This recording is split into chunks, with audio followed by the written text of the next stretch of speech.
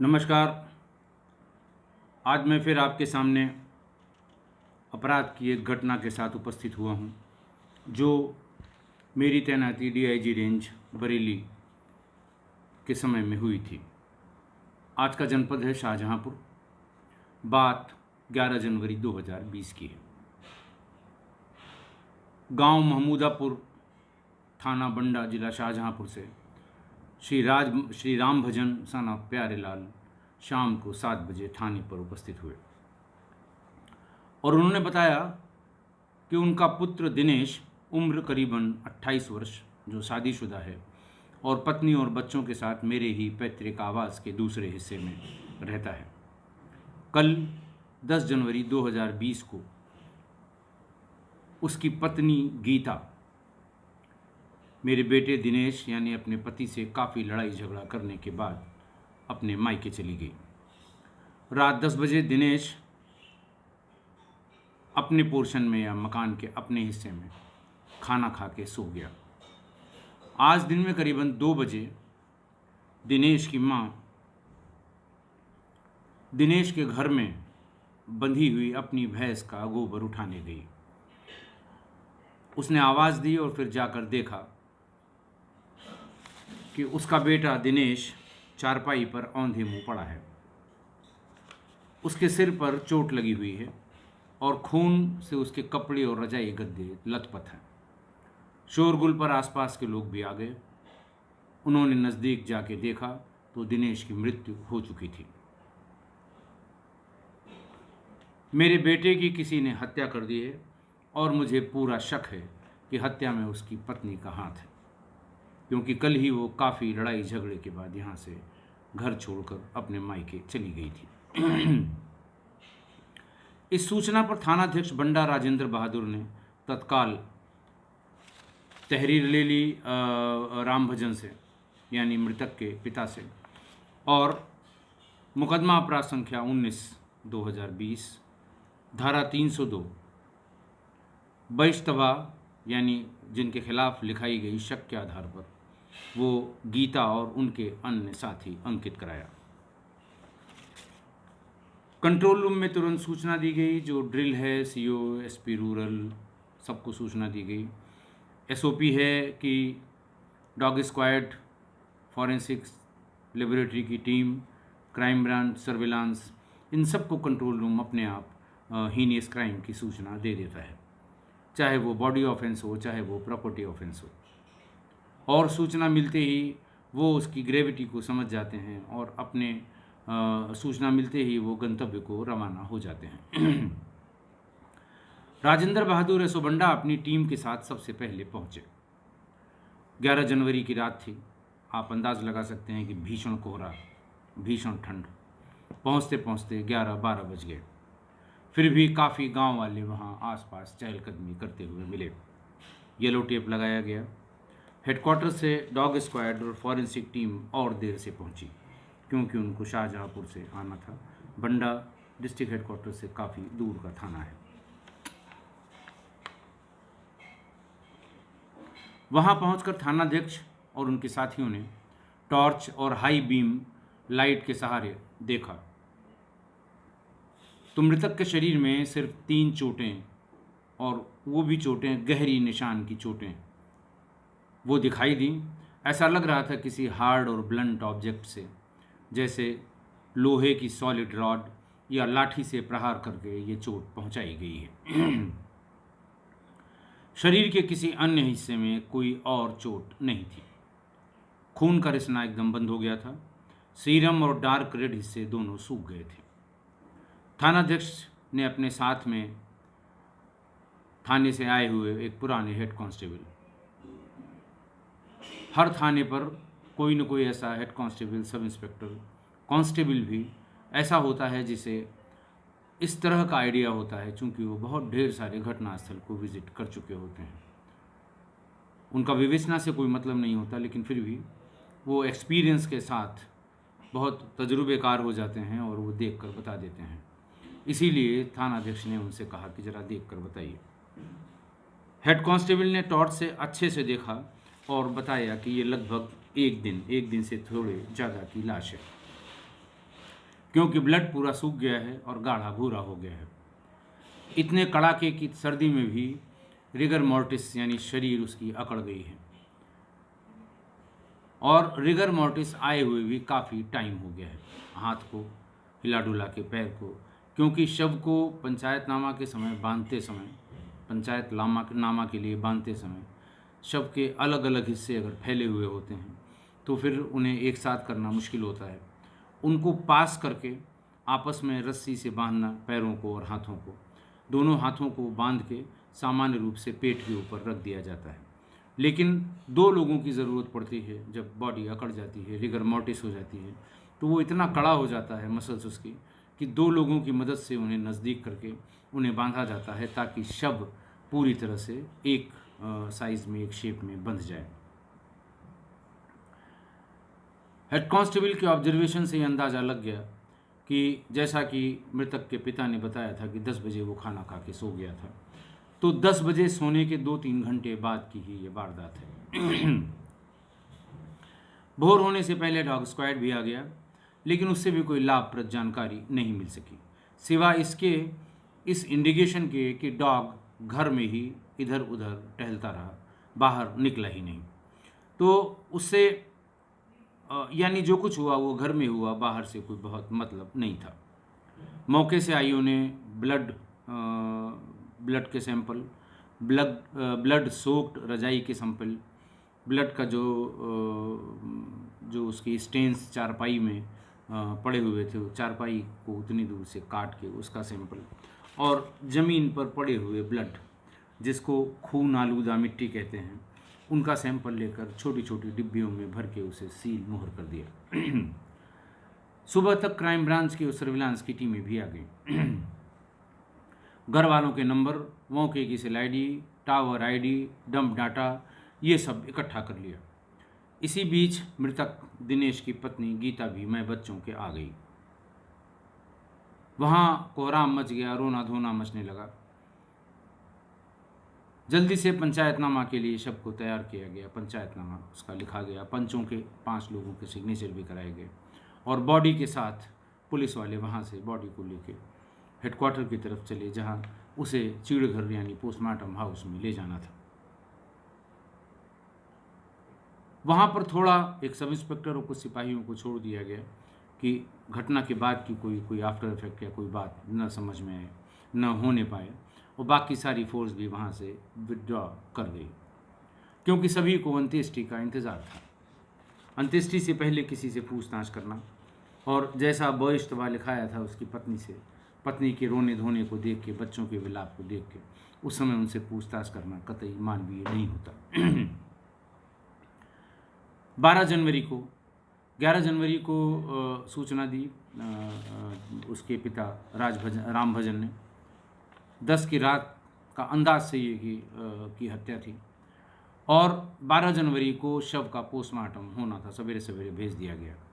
शव का postmortem serial number 35/20, समय दोपहर में 2:10, पंचायतनामा की कार्रवाई शुरू की गई।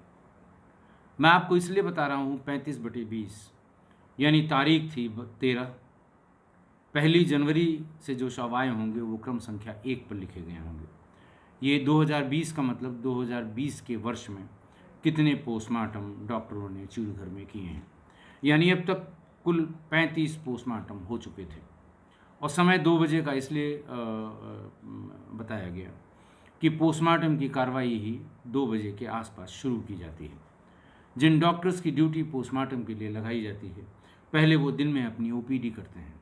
सरकारी डॉक्टर होते हैं, सरकारी अस्पताल में अपनी ओपीडी करते हैं, जो भी जहाँ भी वो तैनात हैं, पीएचसी, सीएससी, डिस्ट्रिक्ट हॉस्पिटल, जहाँ भी तैनात हैं वहाँ अपनी ओपीडी करते हैं। ओपीडी करने के पश्चात ही वो पोस्टमार्टम हाउस में जाते हैं। ये समय लगभग 1:30, 2, कभी कभी 2:30 बज जाता है। जितने भी पोस्टमार्टम के लिए शव आते हैं वो इसके बाद ही उनका पोस्टमार्टम किया जाता है। ये लगभग पूरे प्रदेश में यही प्रक्रिया है। बहुत ही विशेष परिस्थितियों में, जब कानून व्यवस्था की बहुत ही गंभीर स्थिति उत्पन्न हो सकती है, ऐसे में रात में पोस्टमार्टम किया जाता है, वो भी पर्याप्त रोशनी के साथ। और उसकी एंट्री होती है कि पर्याप्त रोशनी का मतलब क्या क्या चीज़ें रोशनी में रखी गई थी। वो भी डिस्ट्रिक्ट मजिस्ट्रेट इसके लिए रीज़न्ड ऑर्डर करता है कि क्यों रात में कराया जाए। अदरवाइज़ पोस्टमार्टम के लिए जो गाइडलाइंस है, पोस्टमार्टम के लिए जो लिखा हुआ है कि वो दिन के उजाले में किया जाए। कभी कभी कोर्ट्स में डिफेंस के लॉयर्स इसको चैलेंज भी करते हैं कि साहब पर्याप्त रोशनी में नहीं किया गया है, पोस्टमार्टम के ऑब्जर्वेशंस गलत हैं। खैर, शाम को पीएम रिपोर्ट आ गई। सिर में 3 चोटों का जिक्र था। एक चोट 11 सेंटीमीटर लंबा और करीब 6.5 सेंटीमीटर चौड़ा था। दूसरा चोट और तीसरी चोट बाईं तरफ कनपटी पे थी, लेकिन सभी प्रहार से बोन की हड्डियां, स्कल बोन टूटी हुई पाई गई थी। यानी प्रहार इतना तेज था कि स्कल बोन भी टूट गई थी और उसके नीचे भी उसका इम्पैक्ट गया था। दूसरी बात ये जो इम्पोर्टेंट थी पोस्टमार्टम में कि स्टमक में डाइजेस्टेड फूड पाया गया था, यानी खाना खाने के बाद पर्याप्त समय बाद ही इसकी हत्या की गई थी। पीएम रिपोर्ट में अंकित था कि cause of death due to shock and haemorrhage as a result of ante mortem head injuries, यानी सिर पर आई चोटों के कारण सदमा और अत्यधिक रक्तस्राव के कारण मृत्यु हुई थी। अब आप ये देखिए कि 10 तारीख की रात की हत्या, 11 की शाम को थाने पर सूचना, 12 को पीएम और 13 को अंत्येष्टि। यानी ये पूरे 3 दिन पुलिस केवल कानून व्यवस्था में लगी रही। वहाँ कोई बात न हो जाए, कोई नया एंगल ना आ जाए, किसी पर कोई आरोप न लगा दे बिना विवेचना के पूरा हुए, जिसके कारण कोई कानून व्यवस्था की स्थिति उत्पन्न हो जाए। इसके सिवा विवेचना का कोई कार्य नहीं हुआ। जो कार्य था वो उसमें क्राइम ब्रांच के लोगों, सर्विलांस के लोगों ने जो डिटेल्ड एनालिसिस सीडीआर्स की और फ़ोन नंबर की थी, सिर्फ वो करते रहे। अंत्येष्टि के बाद आईओ जो थानाध्यक्ष बंडा थे राजेंद्र बहादुर, क्राइम ब्रांच और सादे में पुलिसकर्मी गांव पहुंच गए। सभी अपने अपने काम में लग गए। 2-3 घंटे में ही पूछताछ से 3 बिंदु ऐसे जो इम्पोर्टेंट थे, जिन पर विवेचना किया जाना, जांच किया जाना आवश्यक था, वो उभर कर सामने आ गए। पहला कि मृतक ने अपने गांव के ही राजेंद्र की पुत्री शांति, ये नाम बदला हुआ है, के साथ बलात्कार किया था और इसी आरोप में लंबे समय तक वो जेल में रहा। उसके परिजनों द्वारा बदला लेने की नीयत से ये कार्य किया जा सकता है। एक तो ये लाइन थी। दूसरी ये थी कि मृतक की पत्नी गीता की पहली शादी ग्राम पटरी छज्जूपुर में जयसुख के साथ हुई थी और गीता ने स्वयं जयसुख को छोड़ दिया था। वो वहाँ से नाराज होकर या अपने पति को छोड़कर अपने मायके आ गई थी। ये भी हो सकता है कि जयसुख के परिजनों ने बदला लेने के लिए ये अपराध किया या कराया हो। तीसरा कारण जो आया वो मृतक की पत्नी गीता के परिजनों द्वारा, क्योंकि उसी दिन गीता और दिनेश मृतक दोनों का बहुत गंभीर झगड़ा हुआ था, एक दूसरे के ऊपर हाथ भी उठाया था। उसके बाद वो बच्चों को लेके चली गई थी। तो ये भी लग रहा था कि हो सकता है वहाँ जाकर उसने प्रलाप किया हो, विलाप किया हो, शिकायत की हो, अपने पेरेंट्स, अपने परिजनों के सामने रोई हो, तो बदला लेने की यह कार्रवाई उनकी तरफ से की गई। और दूसरी बड़ी बात कि वादी मुकदमा राम भजन ने अपने मृत्यु की हत्या में पत्नी गीता और उनके परिजनों पर शक जताया था। इन सभी के मोबाइल नंबर लेकर क्राइम ब्रांच वालों ने लोकेशन प्राप्त की कि इनमें से कोई घटनास्थल पर तो नहीं आया था। तीनों जगह एक एक टीमें रवाना कर दी गई। एक टीम तो यहीं गीता के घर, एक टीम जयसुख के घर और एक गांव में ही वीरेंद्र के घर, कि उनके यहाँ जो उनके सारे नंबर्स थे वो इकट्ठा किए गए और ये जानने की कोशिश की गई कि ये या इनका कोई परिजन मौके पर गया तो नहीं था। तीनों बिंदुओं पर जांच करने के बाद कई दिन लगे इसमें, लेकिन इसमें निष्कर्ष निकला कि मृतक एक चरित्रहीन, जुआरी और शराबी व्यक्ति था।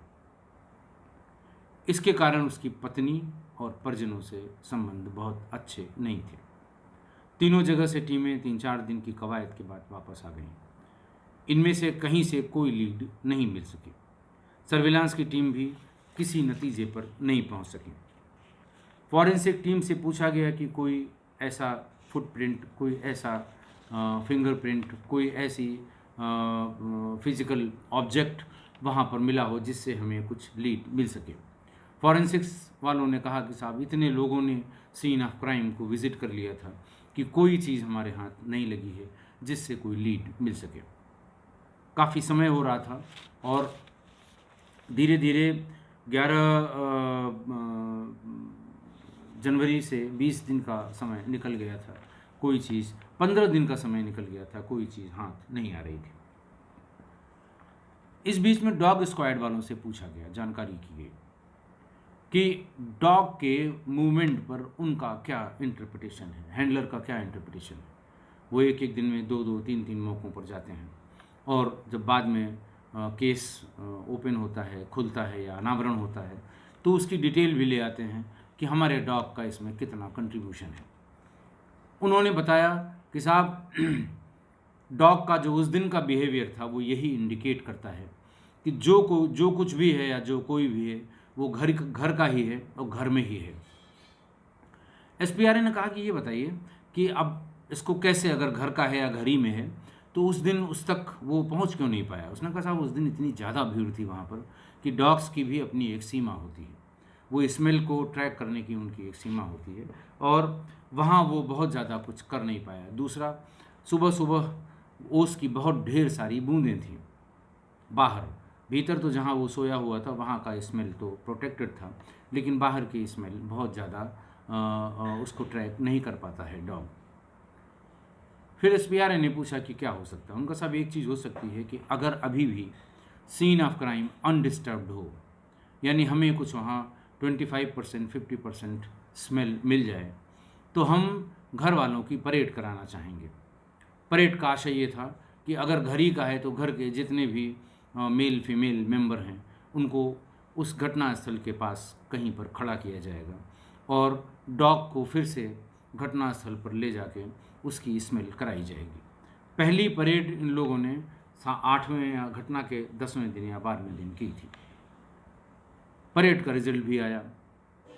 वो घटनास्थल से निकलने के बाद सीधे मृतक के भाई धर्मेंद्र के ऊपर लपका। हैंडलर ने उसे उससे दूर किया। ये इंडिकेट कर रहा था कि इस घटना में धर्मेंद्र को इसकी जानकारी है या वो शामिल रहा है। खैर धर्मेंद्र को थाने पे लाया गया। वो चीज़ों को इनकार करता रहा और हम लोगों की इन्वेस्टिगेशन में तीनों लाइन में धर्मेंद्र कहीं भी नहीं आ रहा था। फिर ये हुआ कि कल बातचीत में जब कुछ नहीं निकला, डॉग स्क्वाड वाले ने कहा कि साहब हमें एक मौका और दीजिए। हम ये कंफर्म हो गए कि उसमें स्मेल अभी बची है, हालांकि इतने दिन हो गए हैं। उसका कारण भी ये था कि वैसे किसी से संबंध अच्छे नहीं थे मृतक के और वो जिस पोर्शन में रहता था पत्नी बच्चों के सिवा वहाँ कोई जाता नहीं था। पत्नी बच्चे उस दिन झगड़ा करके जब गई तो उसके मरने पर वहाँ आई थी, उसके बाद फिर वापस अपने मायके वाले लेके आए थे, फिर वापस चली गई थी। तो वो जगह, वो स्थान जहाँ पर इसकी हत्या हुई थी, वो कमरा, वो बहुत ज़्यादा डिस्टर्ब नहीं हुआ था। तो ये कहा गया आपके बोले साहब अब की बार भीड़ थोड़ी ज़्यादा रख ली जाए, 10-12-15 अनकंसर्न लोगों को गांव से लाके खड़ा किया जाए, धर्मेंद्र को दूसरे कपड़े में बीच में कहीं खड़ा किया जाए और देखते हैं अगर इस बार भी वो वहाँ तक ट्रैक करता है, ट्रेल करता है, इसका साफ मतलब है कि वो घटना में शामिल है। बात ठीक थी।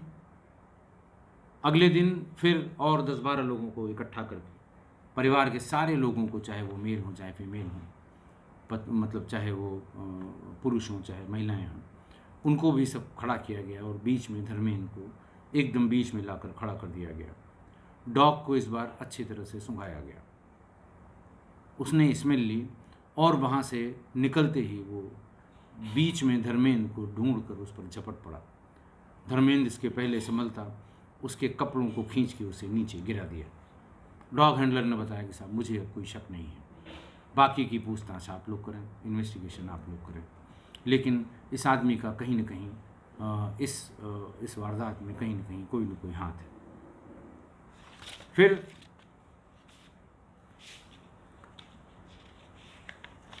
परेड के बाद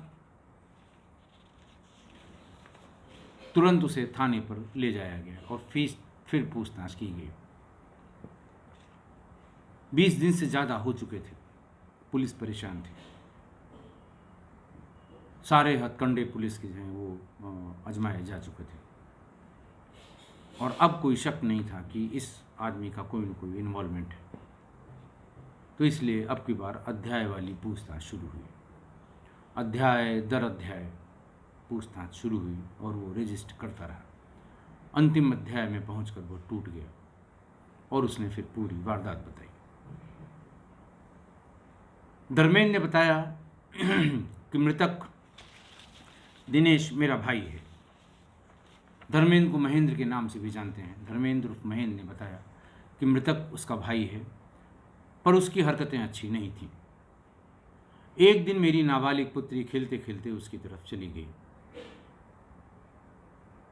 दिनेश उस समय शराब पी रहा था और शराब के साथ साथ वहाँ पास में चिप्स और नमकीन के कुछ पैकेट थे।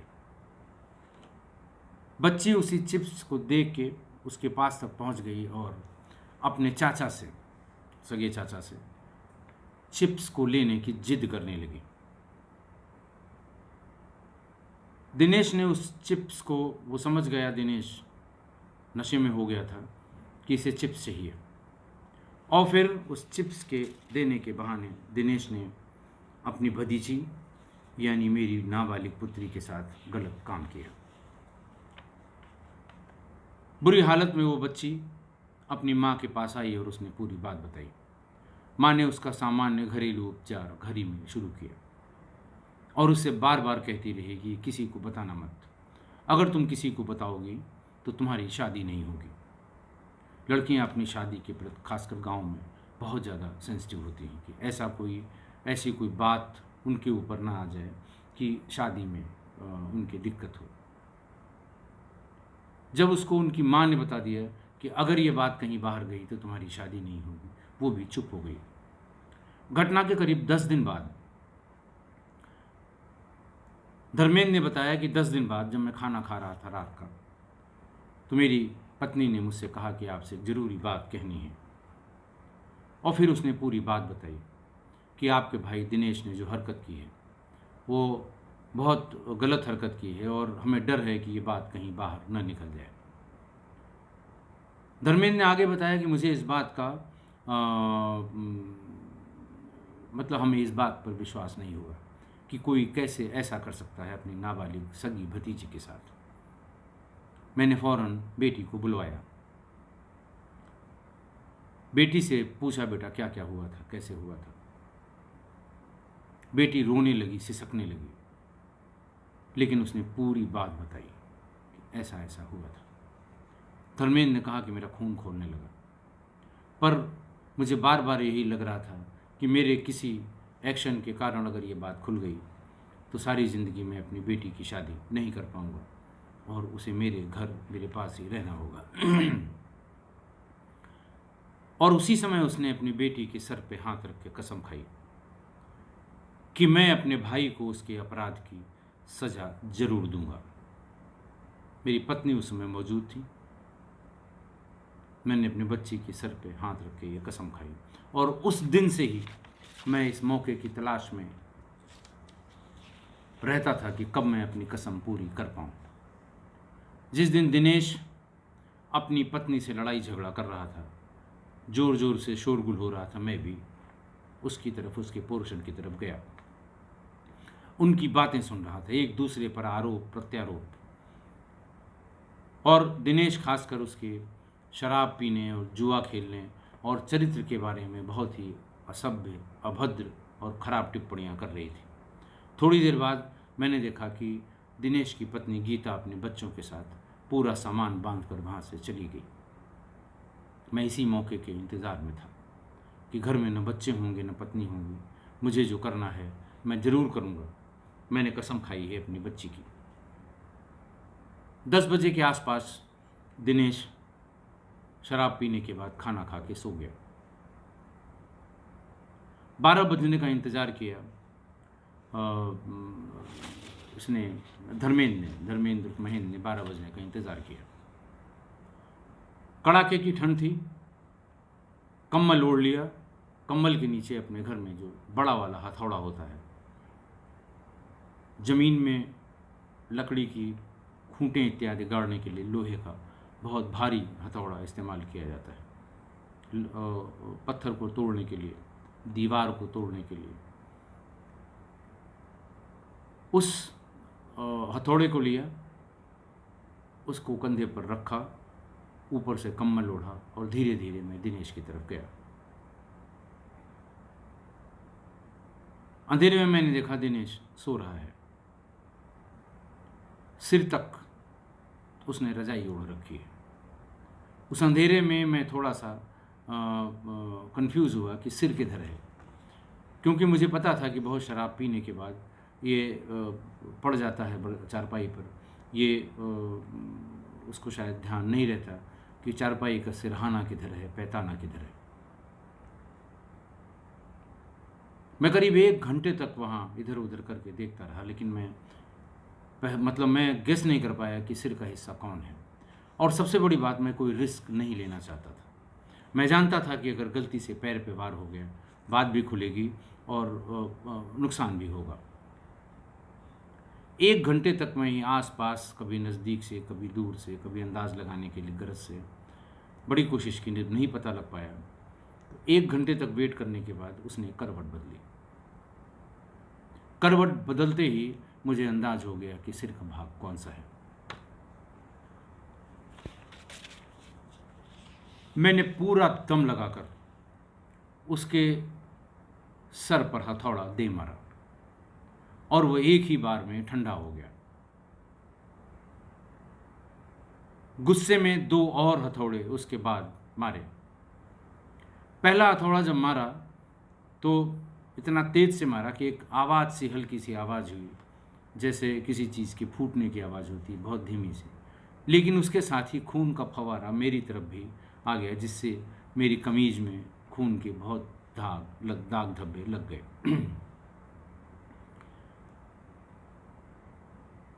मैंने वहाँ पर फिर हथौड़े को उसी तरह रख के ऊपर से कम्बल ओढ़कर, सिर से और पूरे बदन में कम्बल ओढ़कर मैं घर की तरफ चला गया।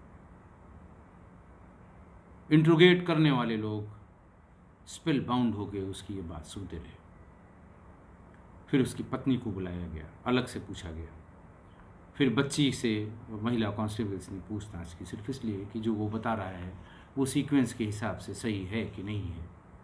लेकिन पत्नी और बच्ची ने ठीक वही बात बताई जो धर्मेंद्र ने बताई थी।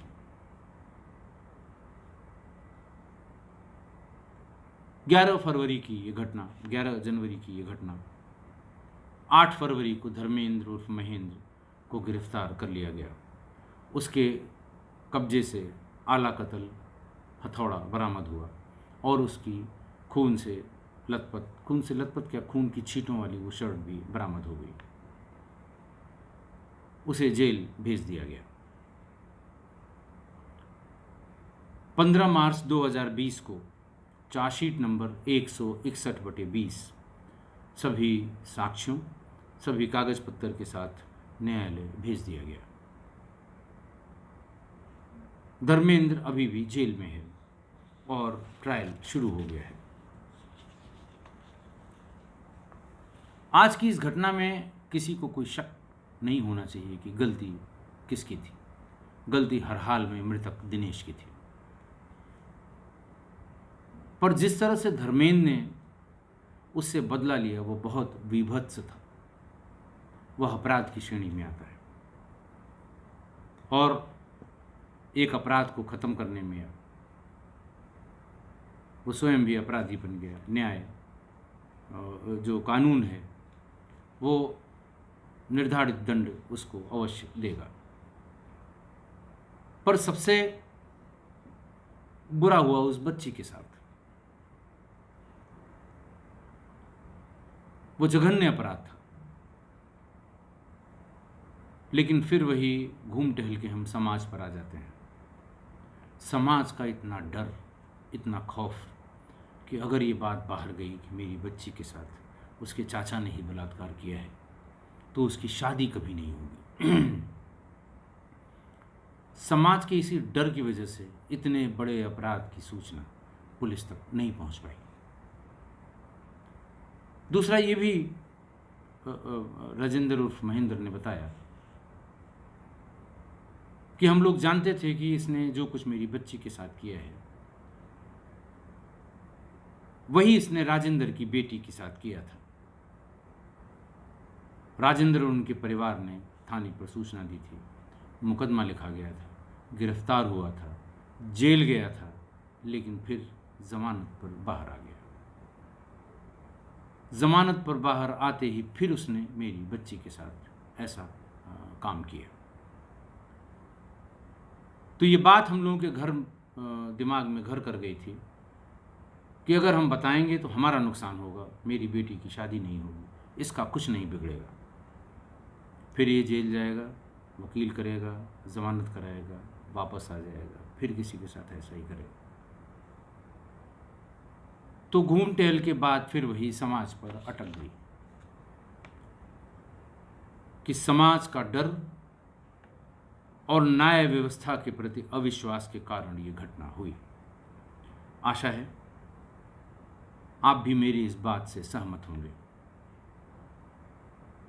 अगर कोई और कारण इसके पीछे या कोई और दोषी इसके पीछे आपकी समझ में आता है तो ज़रूर बताएं। मैं आभारी रहूँगा। बहुत बहुत धन्यवाद।